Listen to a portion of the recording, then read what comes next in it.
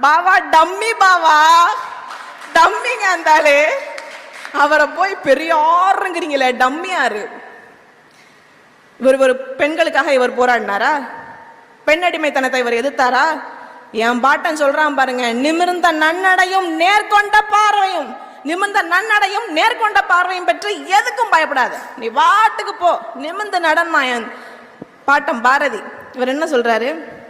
ஈர வெங்காயம் ஈவேரா, பெண்களுக்கு ஆண்களை போன்று முடியை வெட்டுங்கள், ஆணுடையை போடுங்க, ஆம்பளை பேரை வை, ஆம்பளையாவே வளரு. பொம்பளை ஏன் ஆம்பளை வேஷம் போடணும்? பொம்பளை ஏன் ஆம்பளை வேஷம் போடணும்? மங்கையராய் பிறப்பதற்கே நல்ல மாதவம் செய்திட வேண்டும் அம்மா நான் என் பாட்டேன். அப்படிப்பட்ட உயர் பிறப்பு நான் ஏன் வேஷம் கட்டி தெரியணும்? பைத்தியமானா? இந்த மண்ணிலே என் அருமை சகோதரிகள் வாகனம் ஓட்டுகிறார்கள், விமானம் ஓட்டுகிறார்கள், காவல்துறையிலே பணி செய்கிறார்கள், ராணுவத்திலே பணி செய்கிறார்கள், கல்லூரி விரிவுரையாளராக இருக்கிறார்கள், இந்த நாட்டில் அமைச்சர்களாக இருக்கிறார்கள், பெரும் பெரும் பதவியில் இருக்கிறார்கள். இதற்கெல்லாம் தோள் கொடுத்து தூக்கி நிறுத்தியவன் தந்தை பெரியார் என்ற ஒப்பற்ற தலைவன் என்பதை என் அருமை தாய்மார்களும் என் உடன் பிறந்த சகோதரிகளும் மறந்துவிடக் கூடாது.